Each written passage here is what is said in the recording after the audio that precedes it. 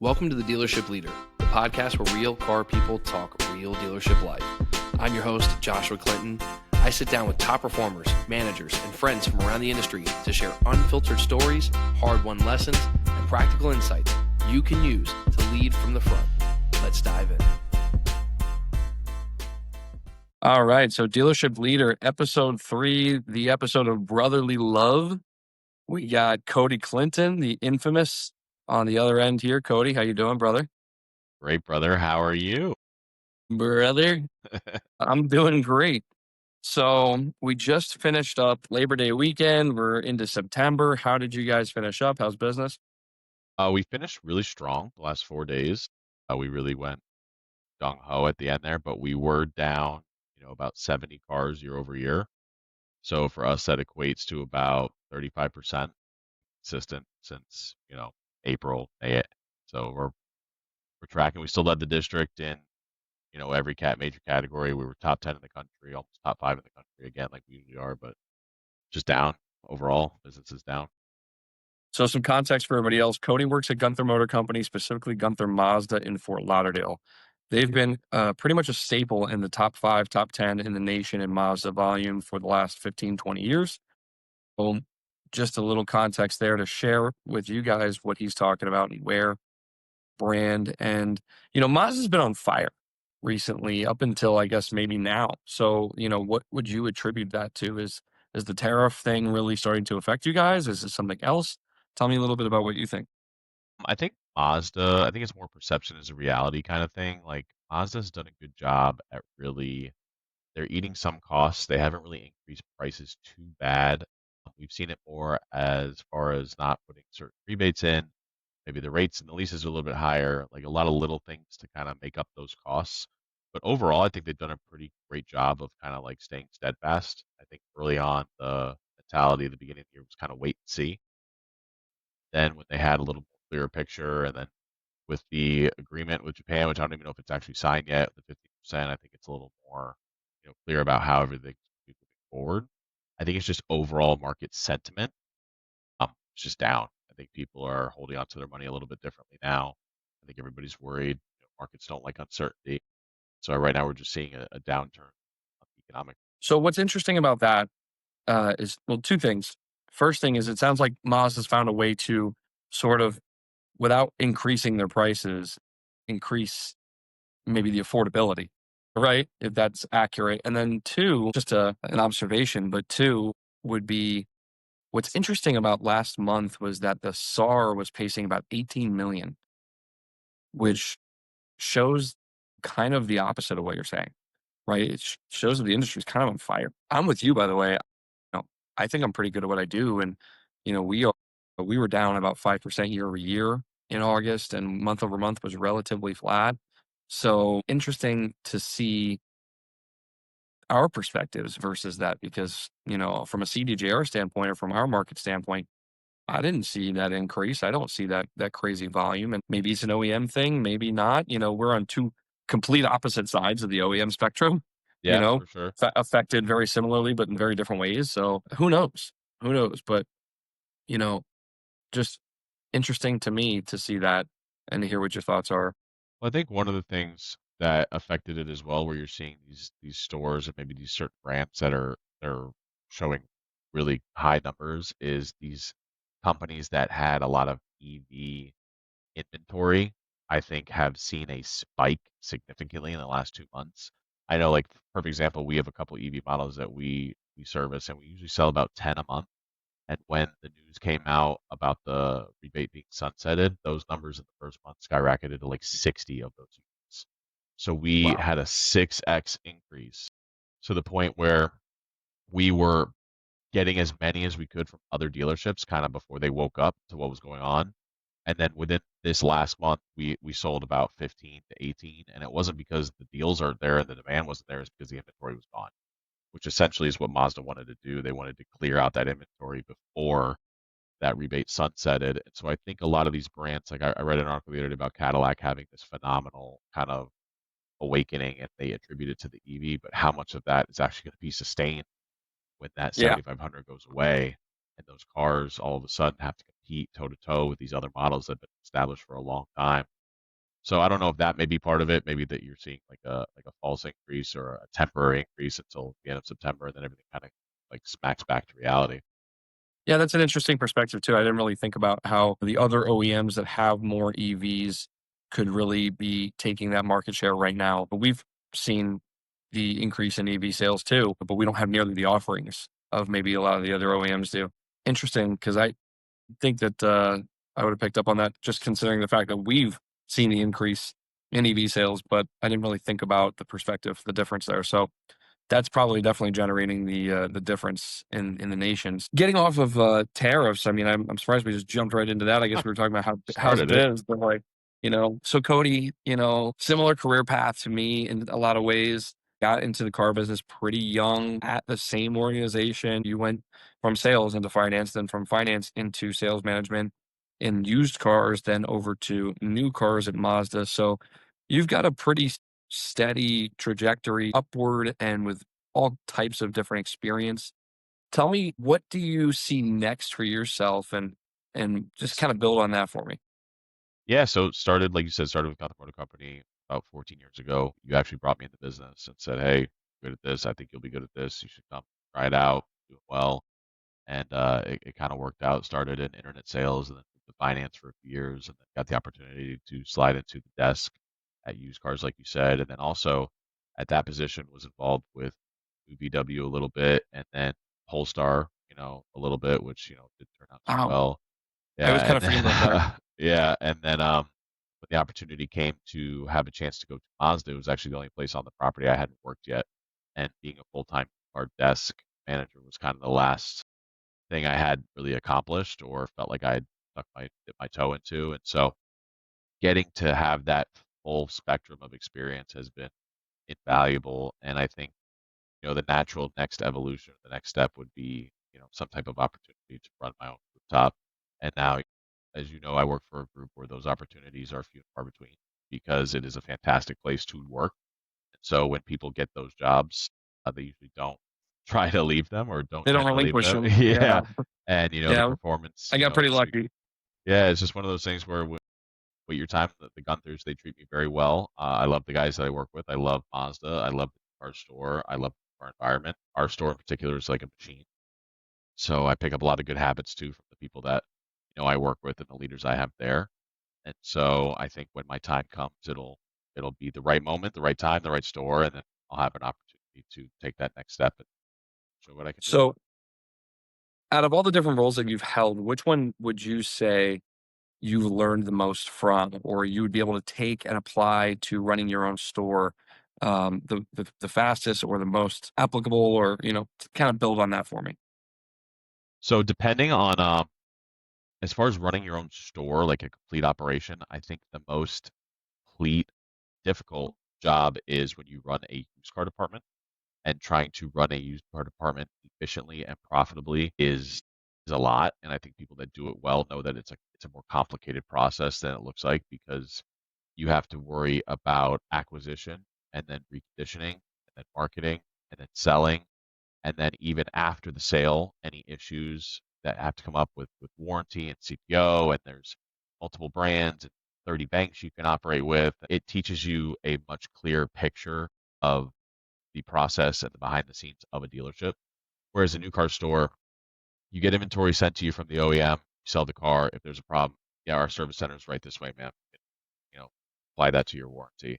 There's not a lot Sure. of there's not a lot of nuance to actually acquisition where you can take a I would di- small rooftop. I would disagree with that slightly, by the way, only because maybe because Mazda's a bit easier, but Yeah, I mean ours as far as Mazda, I speak to Mazda. It's a very simple model process. Like yeah, I know Jeep has 10 different trims for 10 different models for 10 different combinations for every trim. Like it's a nightmare. Where with us, it's not really doing that. But I think what I meant by more like acquisition is that if you are working at a smaller store with a smaller footprint, if you can acquire vehicles for your used car lot and market them to maybe outside your geographical location, you have an opportunity to grow if you do it right and do it efficiently. And I think with cars, it's a little more difficult to maybe do that. I think you're maybe, restricted to the pond you're in a little bit, and then you have to kind of expand and really try and do a lot more to get maybe a diminishing return. Where used cars, if you can really get it humming, there's a lot of money and a lot of opportunity there, and you're really just restricted by what you can intake, right? So Yeah, and then once you have to go out into the market, start acquiring cars from the auction systems, and you're looking at a massive difference in expense structure and margin, right? and So logistics, like overall logistics, it becomes insane. fair. No, great point. I think, running your own used car operation and having that background is incredibly important for somebody who's looking to be an operator or is an operator, because ultimately somebody who has efficiency in used cars can sustain just about any type of market. So, with the volatility that we're seeing right now, especially like, let's say Mazda, I mean, that's a brand that has very little, if any, footprint in the United States for manufacturing. If their new car volume drops 50% tomorrow, the guy who knows how to run a really strong used car department is the one who's going to be still, profitable. Whereas the one who doesn't is going to be sitting there kind of with his hands in the air saying, I don't know what to do. So I think you're absolutely right. For me, it was finance. I think finance gave me a really quick and rude awakening into a lot of the things that go into operating that, you don't really realize when you're selling cars, right? I mean, I'm 23 years old and I get put into the box and it's like, hey, first thing you do is protect the dealership's assets, right? And you're like, what the hell does that mean? And they're like, get paid.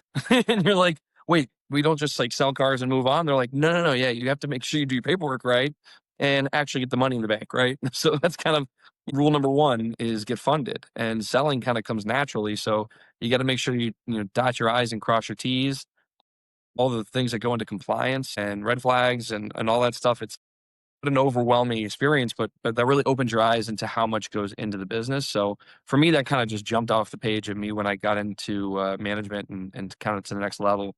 But I think you're right from an operational standpoint, the things that you pointed out. Yeah, I would say like desking wise, as far as working deals, I think finance is the most important thing because I feel like if you don't have a finance background, then a lot of times you're only looking at half a deal where you can really get the full picture. And then a funny story about like what you're saying about when you don't realize, about contracts and transit, things like that. I remember when I first started in finance and I had like 8 or 10 deals that were held up or whatever, and I got a call and the name on the phone was the owner's name. I said, "Oh, hey boss, what's going on?" He goes, "Hey, I just wanted to check in on these deals that you have hanging out here." And I was like, "Yeah, I'm really working on them, and I'm trying to do what I can." He goes, "Okay, well, just keep in mind 8 deals that are hanging out. That's about $250,000 for me, and I'm not a bank, so get it done." Like the phone got hung up, and I was like, it's like a come to Jesus moment where you're like, oh shit, yeah, these 8 deals. It only sounds like 8 deals, but when you're holding up this funding process, it's a lot of money, and times that by 20 finance managers. You know what I mean? That's a lot of capital Yeah. hanging out there. You don't realize it until someone tells you and it like smacks you in the face a little bit. So I definitely get that Yeah, perspective as well.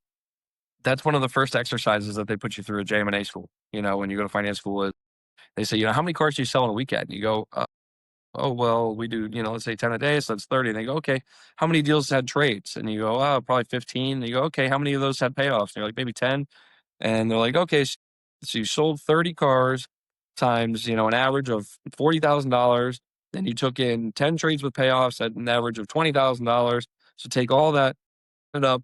That's all the money that the dealer has out there from a weekend, and you're like, and they're like, yeah, that's the kind of capital that gets tied up in days. Absolutely. So yeah, it makes you really realize what's going on and how important it is. That was the exercise for me. And we're going like, this is what, 10, 12 12 years years? ago. Yeah, 12, 13 years ago that I went through that school. And I still remember that day one exercise because it was so powerful. So yeah, absolutely. So kind of changing gears, back in the day, some people that know you closely know this about you, but anybody listening for the first time has no idea. You were a pretty impressive athlete once upon a time. I Yeah. know that if anybody's watching this Doesn't look physically, like they it. might Yeah. have no idea. But no, all-state quarterback, all-state baseball player, right there with the names with like Tim Tebow, same class, same state. So from a performance perspective and a competitive perspective, right? What have you brought from your days athletically into the car business? Whether that's from competitive standpoint, whether that's from an intelligence standpoint, because you had a very high, I feel like, on-field IQ, if you will, for the sports you played. So kind of compare and bring those into the picture for me and tell me what have you borrowed from that? Yeah, it's a great question. As far as competitiveness, I think when you are any type of athlete and you perform at really even it's high school, college, whatever, professional, you are trying to perform at the highest level you can, and you need that mentality of like when I walk on the field or I walk into a showroom, I want to be the best. Like I'm not here to take second place. I don't like to lose. I want to win, whatever means necessary. And I think that mentality served me well in car sales because, like, perfect example is like when we were selling cars together for that short year and a half, whatever it was. I was picking up and I was learning and I was doing well, and I would sell 20 cars a month, and I'd look up and you'd have 26 or 28, and it's like, God, man, what do I got to do to get that extra 10%, that extra 20%? And so that competitive edge really pushes you to try and be the best that you can possibly be. As far as best practices, I think preparation is key for a lot of different aspects of life in general, especially, selling cars. What happens is when I see somebody do something, like when I was a quarterback and I was learning to play, I wasn't just listening to what my steps and moves and reads were. It was what is the left guard doing? What is the right guard doing? What is the right tackle doing? What is the halfback supposed to do? And so once you know the complete picture for something like that, it honestly helps you see, the forest through the trees kind of thing, where if I have a decision that needs to be made by the halfback and he doesn't understand why he has to go this way, and I'll say, well, because this guard's pulling, you need to fill, you need to do that, right? That way I can have time to throw the football. So instead of relying on a coach who's screaming at you, it's becoming that like on-field leader, that on-field person who really can kind of lead by example. And I think that translates a lot to car sales as well. I remember early on in my career of selling cars that, one of our mentors, Albert, looked at me when I had first kind of started doing well. And he asked me a question that I literally ask people still to this day. He said, I need to know, let me ask you a question. I need to know, do you want this to be a job or do you want this to be a career? And he said, there's no wrong answer. You can have this as a job and make a lot of money, or you can make this your career and you can do very well for yourself. He's like, it's going to influence the way that I train, right? It's going to, it's either going to be quick or dirty, do a job, make some money, or I'm going to take the time to explain why I'm doing certain things, why I expect this at next step in the process, why this is going to happen after this happens. So you can see the full picture and understand what's going on. And I think once you kind of learn that lesson where you have leaders that can kind of explain that to you and take the time to show you certain things, it empowers you as a salesperson. Because now all of a sudden, because I learned this lesson from my manager, the next time that situation pops up, I don't have to go to him and ask him the same question 20 times. Hey, last time he told me this and the result was this and it was exactly right. Wow, that situation is popping up again. Let me do what he said last time. Let's see if it plays out the same way. And there's nuances to everything, but most of the time it's going to play out exactly like you practice and exactly like how you think it's going to. And so having that ability to really take that and obtain knowledge and apply it daily is, I think, what kind of lets you get those small steps towards success. That repetition. Absolutely. I think there's a saying like, small like increases daily and consistently like lead to like large results, something like that, something crazy, but it's just all about consistency. I love that. It's funny, Albert has come up now twice in the last 2 weeks between Matt and you. And he had that same conversation with me early in my career before I even got to Gunther. But the part that I don't remember from it was the part that you broke down just now about it's okay if it's not a career, right? But I don't remember him telling me and explaining to me the why as to what was important about the difference. Because he can train me quick and dirty if it's just a job and I just want to make some quick money, or he can really go into the depths of the whys and really give you all that knowledge that you really need to truly move to the next levels. It's interesting because that little difference in the way I remember it and the way you tell it kind of sparks a little thought in my mind as to like taking that same approach with training because I feel like training is one of the most difficult things that we kind of experience in this industry. It's very hard to run a car dealership and especially a busy one, right? Like a Gunther Mazda, for instance, that's selling 200 something new Mazdas a month, which for Mazda is pretty much unheard of, right?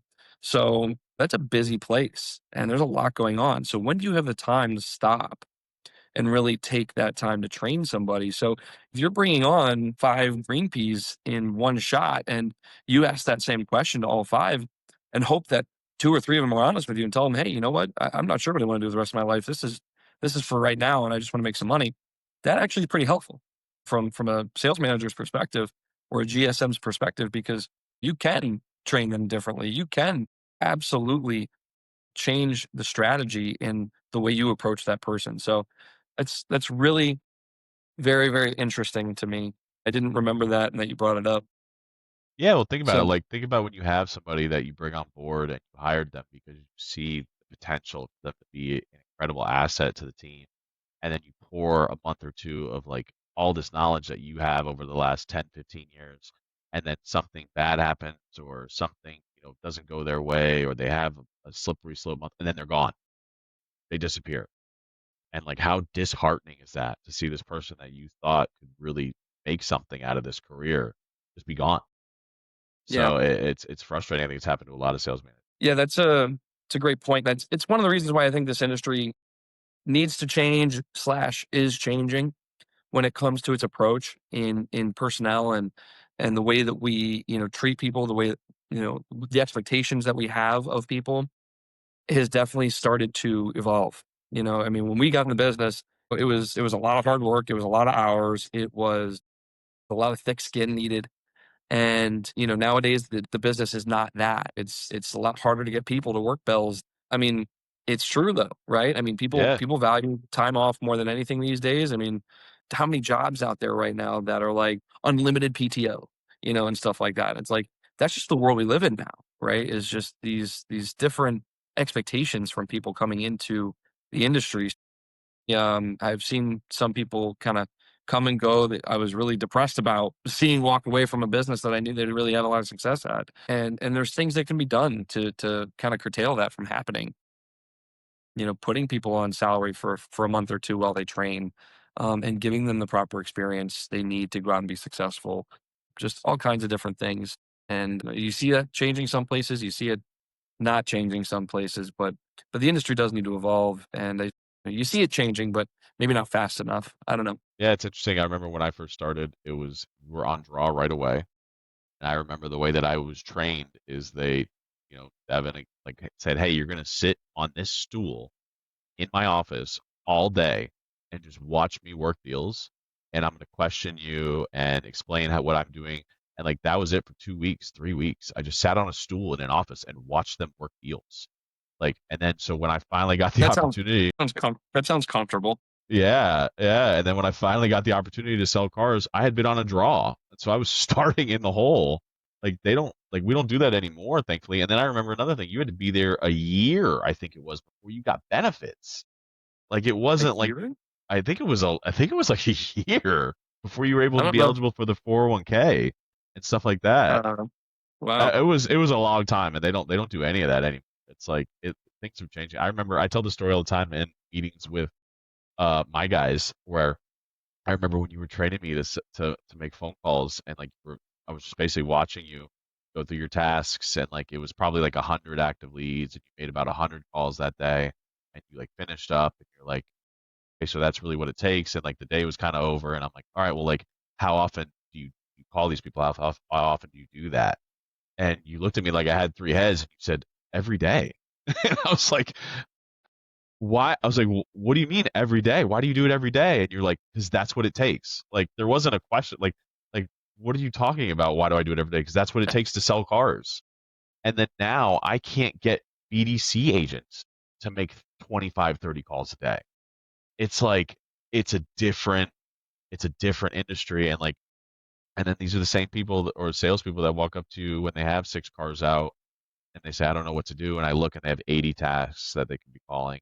And I'm just like, Yeah. you You can got say it so many yeah, not a times lot till of you're blue sympathy in the there. face. Yeah. And so it's just a different mentality. Like I remember when we had our CRM, if you didn't make all your phone calls, you couldn't take it up. It locked you out of the system. Like you were Yeah. done. And like I tried to implement that in used cars when I moved over, and like it it doesn't work. People are like, yeah, Yeah, no, same I need thing. to put a lead in. It's like That it's wild. that hard discipline, it's really hard to enforce these days. It wasn't like us. That kind of leads me into another question. It's like the buzzword and the topic of the industry, and and maybe not just our industry, but the world, right? Is AI, right? How is that going to impact the way we do business?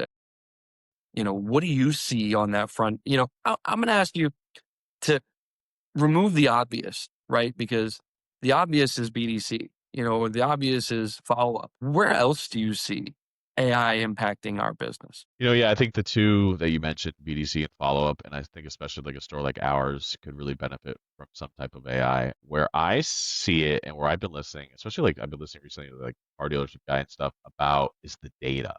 Like I knew like certain things. Like I know that, you think about it like Gunther has 50, 60,000 names in their database probably per rooftop. They've been around for 60 years. But like Buddy, what is that? that's just buyers in their database. Yeah, yeah, yeah. And it's like, but what does that data translate to? Like you need to be able to take that data, stick it on a server, put a large language model on top of it, and be able to search it and utilize it and clean it. And like instead of taking the shotgun approach to marketing and advertising, you can pull out a sniper rifle and hit these specific targets and like decrease your overall cost and spend. And like there's such an opportunity. Like if I have, a bunch of CX90s that I can't move and I have these customers that I know I can specifically target for third row cars and like just spend a little bit of money on these people and result in a few sales, like that's a crazy opportunity, I think. That is just I know dealerships because I heard it on the podcast. I know dealerships are taking advantage of it. It's like I can see that massive potential because there's just a gold mine, sitting And there. so we'll get back to AI, but you kind of zeroed in on something interesting with the data part. Funny, you're quoting car dealership guys. So I just listened today to their most recent episode with Morgado, right? Yeah, this is the same thing. So Yossi asked him the question: do you see single point dealers in the future, or do you see all of them being eaten up Gobbled up. by the larger groups due to the scale and et cetera, et cetera? And applying that to what you just mentioned about data, the benefit to being a large group, you can have a data lake, you can have a CDP, you can have all these things, but I feel like the hindrance to that size means that you're not nearly as nimble to be able to act on that data and to do something with it with that, take like it's like having the sniper rifle, but you don't have any rounds, or it gets jammed and you can't Or figure you out don't know where how to to don't know where reload. to point it. It just takes such time. And there's so many stores involved that how do you use that sniper rifle across 40, 50, 60, 70 different rooftops all at once? Or how do you, from that elevation, how do you drill down into each store's individual needs and be quick and nimble to use the data the way that it really can be used? Whereas a single point operator, granted, the flip side, right? You probably don't have access to a data lake and a CDP, all these different tools, but you have that ability to be nimble and quick. And, you can recognize, like you just said, CX90 needs to go. We have this overstock. Well, you can go into an equity mining tool. You can go into, your DMS. There are places you can go find data, and maybe you're taking more of a shotgun approach, and it's not quite as targeted, but it's faster, and you are able to do it really quickly. Just you're very nimble. You're in a smaller group. I'm in a huge group, and I see that we have all these different capabilities and technologies, but I also see the challenges that come with it, the size and the scale. It makes sense. It's just I like just I go ahead. I was just saying, like you said, like potential with AI, I could just see like stores that haven't utilized it, like if they don't have the manpower or they don't have a data scientist, they don't have these people using an AI tool to do a lot of that heavy lifting for you. It'd just be such a benefit. I see it being applied in other places. One of them that came to mind recently was like parts, for instance. And Oh yeah, I'm sure my advisors won't like this, my counterman, but think about it. In a service department, traditionally, the vast majority of your part sales are repair order sales. Meaning a customer comes into the service drive, they get their car into the shop, we diagnose it, they approve the repair, and we source the part for that specific repair, right? It's not, really anything else. So in that process, a technician comes to the parts counter and says, "Hey, I need X, Y, and Z for this repair." That parts advisor simply looks up if it's in stock, pulls the parts, and sells them, right? That's a commissionable position that it seems to be pretty low hanging fruit for AI, right? To yeah, be able to have a technician come in and say, "Hey, this is the part I need. This is the car," and then AI determines, okay, well, based on the year, make, and model, and this and that, and this is the exact part, and yes, this is where it's located, and then you just have somebody go pull the part. Now there's no sale involved, right? It's just yeah, a human being maybe goes and pulls the part that AI said this is what it is and this is where it is, and then can order it if it's unavailable. yeah. That's There's the so secondary many part. different It's yeah, like there's imagine so it's many not in different stock and then it can ways. scrape the internet and be like, oh, but it is stock here at this price. And this is your best opportunity. It'll be here tomorrow. Like, okay, yeah, click a button. Yeah, I mean, F&I is another one where imagine all of the possibilities. Imagine in a situation where AI can look and evaluate a deal. And there's already tools out there, right? Like AutoFi, for instance, that can match an application with a lender based off of the guidelines and the structure of the deal. But I'm talking like actual product sales, where let's say that AI knows that the customer already has purchased a vehicle here before, and these are the products that they purchased on the last deal, and so obviously it knows to recommend them on the next deal. But then it knows that they didn't purchase Etch, and that they live in a zip code that has a high, um, you know, theft rate, the highest by X amount of percentage. And it puts that in front of the customer and says, "Hey, did you know that vehicles are stolen in your zip code 4 times more often than any other zip code in Florida?" You know what I mean? Like just things like that where it could piece everything together that way. Just so interesting to me. I don't know. There's just so many different applications that makes your brain kind of run wild if you think about it. Yeah, and I think that's a good point, but I also think certain things like I think I might disagree with you a little bit on F&I because I still think that position, people that can, shake a hand and build a relationship that quickly, I think will always maybe outperform an analytical approach to it. Now, if you're doing it on a grand scale, I think you might see a different result, or if you're selling that many cars where you eliminate that compensation in that position. But I remember, it's funny that we've talked Well, about this. keep in mind if you eliminate that compensation, you can afford a reduction in sales, and Yeah, you're also going to by far increase your ability to stay compliant. the compliant part for sure. Zero compliance risk in a Yeah, that is, digital.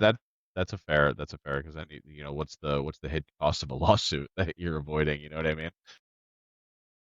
But I remember it's funny. I think I was with you. We went to a Cars.com lunch one time. Do you remember that? Yep, yep. And Fort there Lauderdale. was yeah, and there was a big wig. I think it was from Bremen, and it was one of the guys like the higher ups at the time at Bremen, and he was talking about it's got to be what 10 years ago, maybe no, maybe less, maybe like 8 years ago. So like Yeah, late something like that. 20 teens, and 2017. it was back when like digital showrooms and stuff were really becoming more common, like the online presence was becoming very large. He said he had done a internal survey of his customers, and I guess it was like 90% wanted more availability of, the process online. But then when it came to actually picking a car and delivering a car, like that number dropped to like 15% people that would actually be willing to take delivery before actually seeing a car, going to the showroom, like seeing it in person, making that decision. And so I think the point that he kind of made, I think it still rings true, is that it's a relationship business, right? Like, so many players have come in and tried to eliminate that, and I just think groups and people like you and like me who do it right are so hard to replace or become so transactional. I just like same thing like with the mortgage industry and the real and realty, you know what I mean? It's like they tried to eliminate that middle position and just make it an analytical business transaction over a computer. And I think when you're buying a house or a car, I just think it's really hard for people to let go of that control, to let go of that opportunity to meet somebody, be Yeah, treated well, and have a great experience. I think the key to winning today in this market right now is being omni-channel, right? And having the ability to meet the customer where they're at, no matter where that is, right? Because we have, at the end of the day, right now in today's technology and where we are, we can do that. There's literally nothing stopping us from doing a transaction A to Z the way that a customer prefers to do it. So it's the dealers that are A, willing to do it, and B, able to do it, that I think are going to win. And, you know, conversely, to kind of play devil's advocate on your point, Carvana, right? This is a company that was almost bankrupt a couple years ago and is now making money hand over fist. And they're doing it the exact opposite way to what you just said, right? They are taking a customer from A to Z online, delivering it to their doorstep. They never shake a hand, they never kiss a baby. They just do it all that way. The problem with that business model is that they can't do it the other way. And a lot of franchise dealers can't do it their way. So it's the dealer that finds the way to do both, which, by the way, we can. So I don't know about Gunther today, but we can do both. So it's the dealership that can do both, but also that's willing to do both. And that's kind of my biggest struggle today. I would say is my staff getting accustomed to and used to the ability to actually do it because they're just so used to the old way. No, you got to come in and finish it. Where I kind of, I'll overhear that every now and then. I'll be like, no, they don't. And they're like, what do you mean? And I'm like, what do you mean? We can do everything digitally. We have an entirely e-sign process. And if they're out of state, we have Maverick and we can send a notary to have everything done by hand and verify identity and all that. I mean, transporting has never been easier. So the business is at that point, in my opinion, where you can do it all these different types of ways. And there is a customer that wants to come in and shake the hand and look you in the eye, but there's also that customer that doesn't. And that's that Gen Z that is starting to kind of come up and take our place. So those guys and girls are starting to buy cars now. And they don't want that interaction necessarily. Not a lot of them. You got to be able Yeah, to meet no, all these different absolutely. generations where they want to be. I think that's a very fair point. So moving along. Question for No, you. no, no. What do you think Go ahead. what do you think your biggest challenge currently is with this market moving forward? Pick one. Jesus. That response, just pick one. Man, biggest challenge today or moving forward? Both. Give me one of each. Today is being able to predict tomorrow, right? And I mean that because I'm the kind of guy that I like to be able to be one step ahead, right? Whether that's one step ahead of the market or anything else. And so I like to make predictions. I like to act on those predictions, and I'm generally pretty accurate. So, it gives me the ability to have an advantage. Right now is incredibly difficult to see what's coming and to be able to plan and predict, and it's just incredibly difficult to do business that way for me because I'm just not used to it. So, not being able to stay ahead of the game for me is just a little bit more difficult. Like, for instance, I'm not the kind of person that will generally pay any attention to what my competitors are doing. I generally kind of set that benchmark, if you will, and everybody else kind of follows what I'm doing and takes my lead. So, um, I find myself today kind of looking around and seeing, hey, what is this guy doing? What is that guy doing? Which is very out of character for me because I just, I'm looking for inspiration and I'm looking for something I'm missing. And it just boils down to maybe I'm not missing anything. Maybe it's just things are just changing very quickly and it's getting very difficult to, forecast. But Long term? Gosh, that's a great question, Cody. Give me a little more context on the long term, like on the time frame or what. Okay, well, I'll address your short-term one. So I think I agree with what you're saying. I think when situations like that happen where you're used to innovating and maybe that pattern or that projection isn't really coming to you, I think some good advice would be to kind of go back to put your head down, go back to your roots, do the things that you know you do well, optimize them, maybe look inward and say, hey, how can I improve what we're doing right now, make that process a little bit better, and then trust that what you've been doing for the last 15 years of your career might still translate in today's market. And then when you come up with a clear head, you might be able to kind of say, okay, maybe I can pivot this way. Maybe I can do this. Maybe I can adjust that. Maybe I found this mistake here. Because I think what's That's great happening, advice. yeah, and I think what's happening right now, and the reason why I said that is because I think we're going into a new era of car sales, if you, for lack of a better term, because I think when I started and around the '08 crisis, with cash for clunkers, and then like when I started around 2010, 12 area, I think was kind of the dawn of the internet age. I think you really saw that transition over the next 5 to 7 years of like it really became a business where the consumer was educated and they knew sometimes more about these cars than we did, and access to information became so readily available that you just had to lean into it or you were going to get left behind. And then I think what happened with COVID is everybody got away from that because it was the easiest time to ever Yeah. be a car salesman.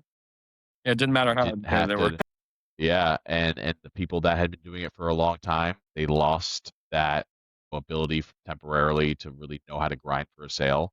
And the people that became salespeople or managers during that time never really learned, in my opinion, the real way to sell a vehicle, the real process, the real work that it takes.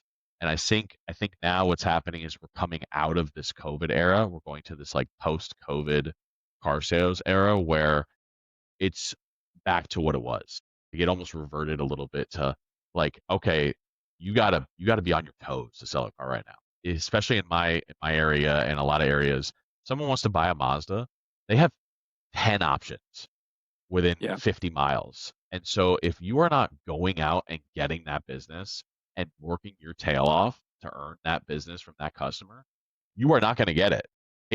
Customers are not going to put up with, in my opinion, the old school BS, the non, you know, transparent way of doing business. I just think they don't have to deal with it. They can find somebody that will work, like you said, that will come to them on their terms Yeah. and sell them a car and treat them right. And so I think a lot of these people that they really got fat during COVID are finding it very difficult to sell cars right now. And I think the really good salespeople, I think they're just a little rusty, and I think they're shaking the rust off, and I think they're coming back and they're doing what they do. But I think the ones that don't, like we talked about, that don't want to put in the work are gonna get left behind, and they're not gonna succeed like they were. And unfortunately, I think there's gonna be a lot of casualties. If not already. Yeah, yeah, 100%. I see it in my store all the time. Like it's like I don't understand.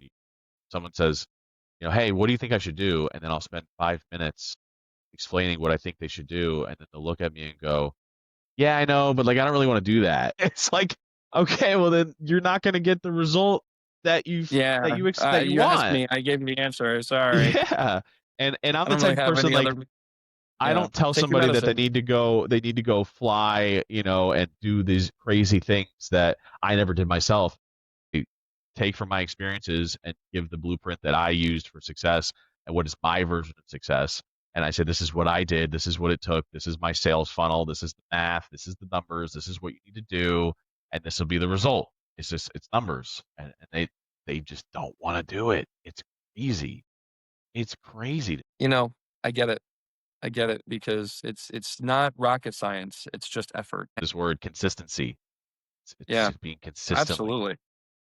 Well, and like you mentioned in your advice to me, it's like go back to the things that you do right. That was always my, I feel, kind of silver bullet was coming in every day with a blank slate and sticking to the process and being consistent, always delivering an experience that was, I feel like, exceeded expectations, but also was transparent. I think those are things that just always set me apart. I feel like I was ahead of the game back then in the way that I would do things because I didn't jerk anybody around. If somebody asked for a price quote, we just sent it. And my theory was always really simple. If I don't send it, somebody else will. And it doesn't have to be the world's lowest price. It just has to be what they asked for. They asked for a price. They didn't ask for a price for 10,000 off. They just asked for the price. Right. So, you give them what they ask for and you take it from there. If you're not going to participate, then, you might as well just walk away. Yeah, and I agree. And working for Gunther, like we are not the lowest price in town, and like they preach that we're not about giving these cars away. We're about treating people right and giving an experience. And I remember selling cars, and people would come in and they'd negotiate and they'd look at you and they say, "Yeah, well, I got it $10 cheaper down the street." And then I would look back at them and say, "That's great. I am worth $10 a month. Your experience with me is worth that additional $10 because 3 years from now, when you come back, I'm going to be sitting at this same desk. I'm going to be able to take care of you again. I'm going to take care of your friends, your family. If you have an issue, I'm going to be here to handle it. I'm going to be your point of contact moving forward for the rest of the time you want to buy cars for the rest of your life." Like, do you think that's worth $10 a month? And 99 times out of 100, the answer is yes. Because if you believe that, and you know that you're going to be there and you treat people right, like they believe that as well. People will pay for service. I remember when I worked in Yeah. a restaurant, I worked at Capitol Grill, and one of my managers told me, he said, people can get a $40 steak anywhere. They can buy it anywhere in this town. The reason that they will come here is because of you and because of the service you provide. And that translates to almost any sales job. Like people don't, like you said, they don't need to pay the cheapest thing. They don't want to pay the lowest price. They want the best experience and they want to feel great about spending this money and buying this car. And if you can provide that, like you'll be ahead of the curve because so many people are just so transactional and it just doesn't So, translate and it doesn't work. what do you attribute to that point getting lost in translation to so many people in the industry? Because I couldn't agree I more. I think I attribute it based on my experiences and probably I mean this isn't the only reason, but I think that especially salespeople, and even managers, when you get to a point where your month is tipping and you're selling from a position of fear, I think that the desperation just comes out and it's a race to the bottom. No, please, Mr. Customer, if I do this, will you take it? If I do this, will you take it? If I do this, will you take it? Like sometimes you just need to listen to somebody and listen to what they want, listen to what the objective is, and just provide a solution to their problem. And that happens to be their need for a car. Yeah. In this As country, long as long as it as cars are long as it mostly as long as it needs. yeah, as long as it's at a price they can afford, it doesn't necessarily matter that it's the lowest price. 100%. And like you want and like our we I give people fair deals all the time. And it's crazy because I'll have like someone walk in and they'll tell me what they want and I don't want to play a game and like this is like what I can afford. And I'll be like, "Okay, listen, I can do this for you. I can get to that payment. We can make it happen." And then they'll look at me in the eye and say, "Yeah, but I need more than that off now." And I'm like, you say that we're the ones that are trying to I'm just trying to make this as seamless for you as possible. Like I remember I had a guy, he said, I hate buying cars. I hate buying cars. I bought 20 cars in my life and I hate doing it. And I said, that's great, sir. Do you think I enjoy it when it's like this?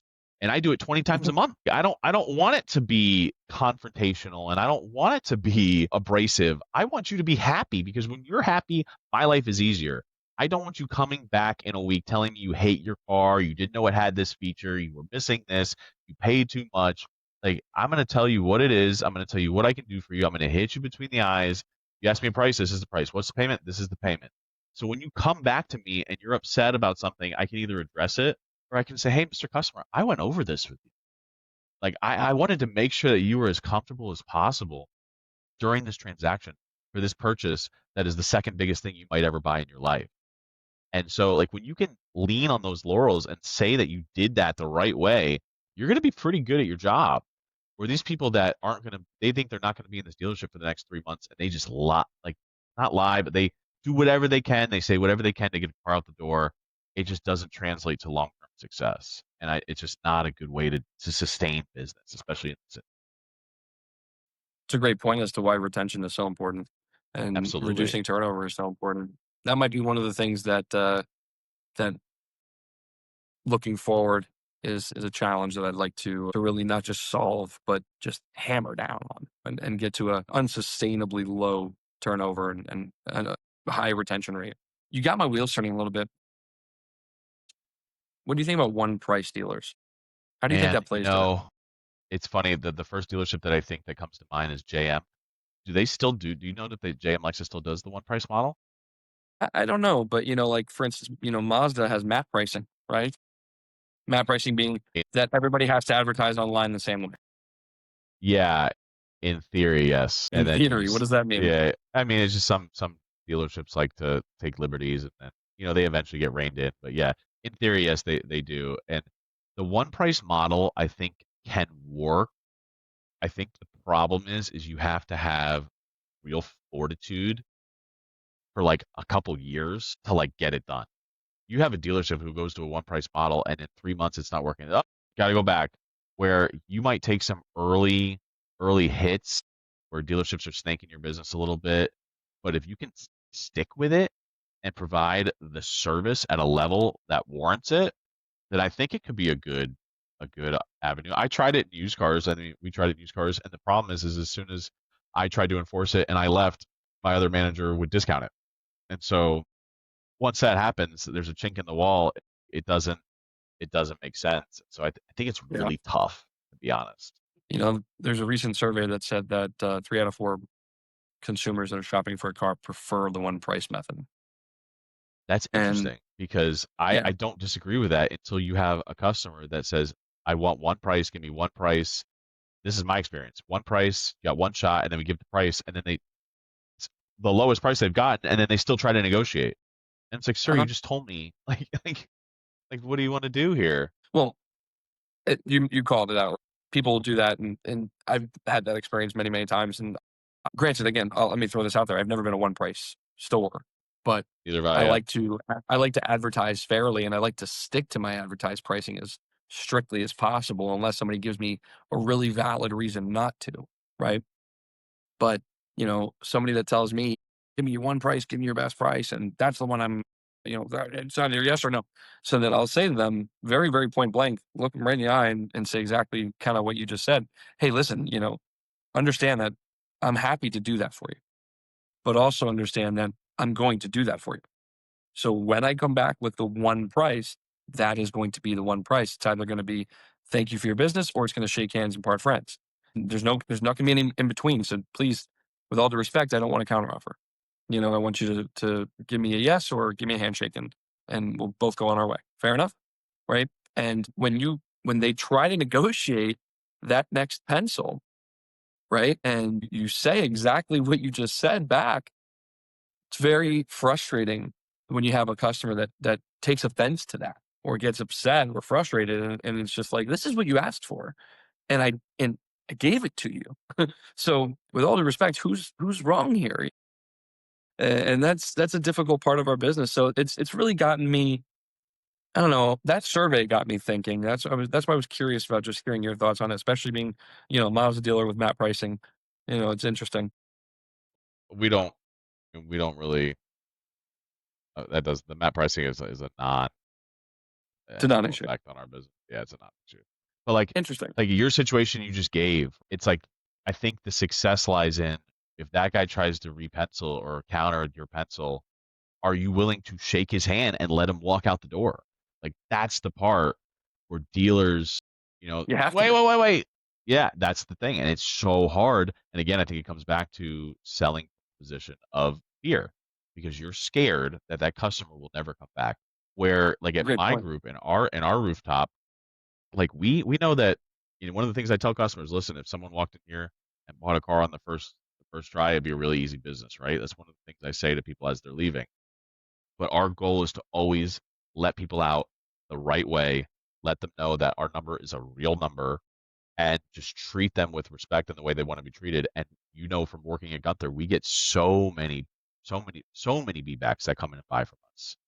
Previous customers, people that were in our store, like got And like they'll go down the street and come back and they'll say they treated us like we weren't people. Like, and it's like, yeah, we kind of told you, but I'm glad you saw it for yourself.